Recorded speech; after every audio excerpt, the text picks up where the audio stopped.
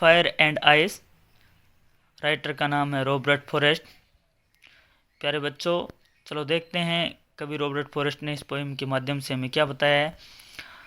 तो सबसे पहले आप मेरे चैनल को सब्सक्राइब करो, लाइक करो और शेयर करो। तो देखते हैं इस पोएम में कवि ने क्या बताया। सम से the world will and in fire. कुछ लोग कहते हैं संसार का अंत है वो अग्नि से होगा। सम से इन आइस। कुछ लोग कहते हैं इस संसार का अंत है वो बर्फ से होगा, आइस से होगा। For what I have tested for Dzire. और जहाँ तक मेरे बात बोलते हैं, अपने कवि खुद के बारे में बताते हैं कि आई हैव टेस्टेड, मैंने चख लिया है। ऑफ डिजायर, डिजायर मतलब इच्छा और तृष्णा, कि मैंने भी यहाँ पर चखा है स्वाद, वो किसका, तृष्णा का।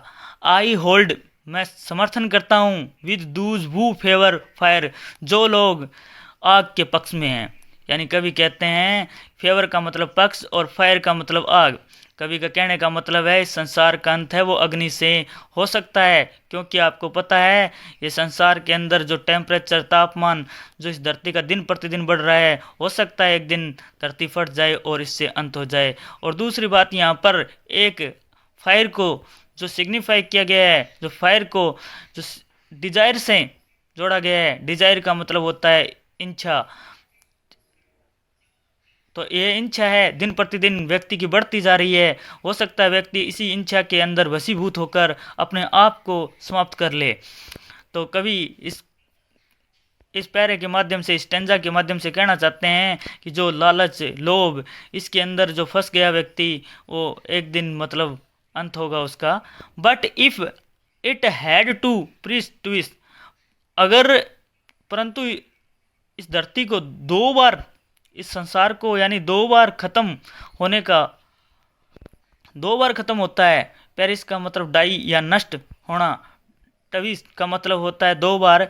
आई थिंक, मैं सोचता हूँ। आई नो, मैं जानता हूँ। इनफ, प्राप्त ऑफ हेट, यहाँ पर क्या है, प्राप्त घृणा भी है इस संसार के अंदर। यानी लोग है, यानी कहने का मतलब यहाँ पर आइस को हेट से संबंधित किया गया है। तो हेट का मतलब तो है नफरत। तो यानी दुनिया, लोगों के अंदर एक दूसरे से नफरत है। To say that of a destruction ice, तो कह सकते हैं कि इसका नष्ट है। डिस्ट्रक्शन का मतलब नष्ट होना, बर्बाद होना। आइस बर्फ से होगी। इज आल्सो ग्रेट, ये भी बहुत ज़्यादा है।